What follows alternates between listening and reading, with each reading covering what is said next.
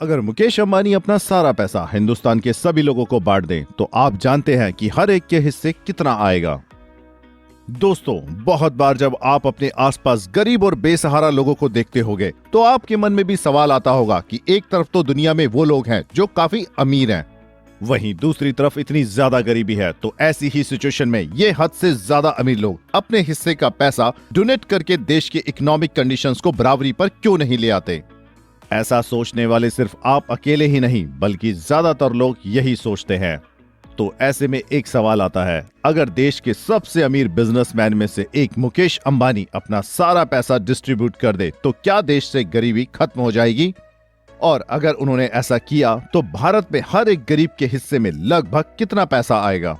आपके इन्हीं सवालों के जवाब हम आपको देंगे आज के इस वीडियो में। तो दोस्तों, अब तो आपके मन में ये भी थॉट आ रहे होंगे कि अगर मुकेश अंबानी जी अपने सारे पैसे देश की गरीब जनता को डोनेट कर दे फिर तो पूरी प्रॉब्लम ही सॉल्व हो जाएगी। लेकिन अगर मैं आपसे कहूं कि प्रॉब्लम सॉल्व होने की बजाय बढ़ जाएगी तो क्या आप मेरी बात पर बिलीव करेंगे?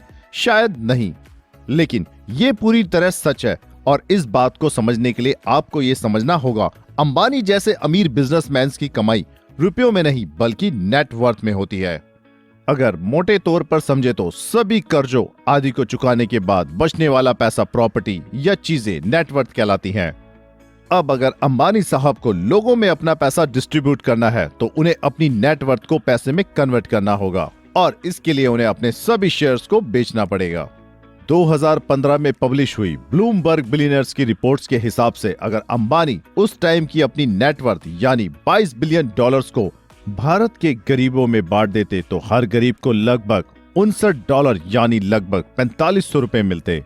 ब्लूमबर्ग ने भारत की बिलो पॉवर्टी लाइन पॉपुलेशन को 372.88 मिलियन कंसीडर किया था। ब्लूमबर्ग के आंकड़े और इंडिया के लास्ट सेंसस की रिपोर्ट में थोड़ा सा फर्क है। इंडिया के लास्ट सेंसस के हिसाब से भारत में बिलो पॉवर्टी लाइन के नीचे लोगों की संख्या 269.783 मिलियन थी।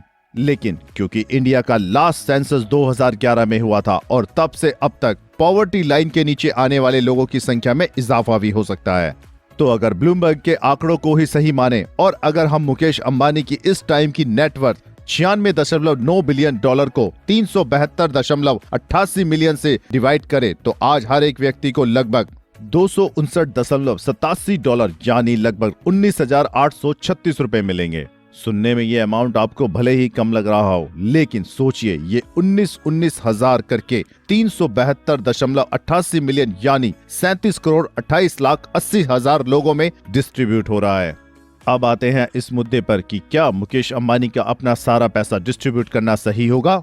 दोस्तों, पर पर्सन जो अमाउंट हर एक के हिस्से में आ रहा है उससे आप ये तो समझ गए होंगे कि मुकेश अंबानी के पैसा डिस्ट्रीब्यूट करने से देश का कोई खास फायदा नहीं होने वाला।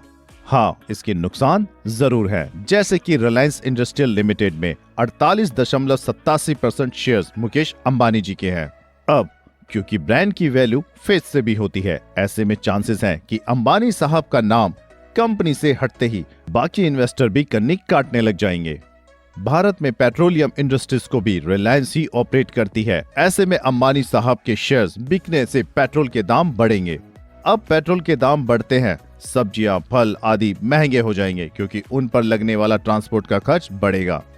इसके अलावा क्योंकि देश के ज्यादातर बिजनेस सेगमेंट्स में रिलायंस इंडस्ट्रियल लिमिटेड की प्रेजेंस है, तो इसका एक बड़ा हिस्सा बिकने से ज्यादातर कंपनी कॉस्ट कटिंग करने के लिए अपने एम्प्लॉइज को निकालना शुरू कर देंगी। यानी इन शॉर्ट, अगर मुकेश अंबानी अपना सारा पैसा डोनेट भी कर दे तो गरीबी कम तो नहीं होगी बल्कि इन्फ्लेशन और बेरोजगारी बढ़ जाएगी। ये वीडियो आपको कैसा लगा कमेंट करके बताइए। ऐसे ही इंटरेस्टिंग वीडियोस के लिए चैनल को सब्सक्राइब करना ना भूले। Thanks for watching.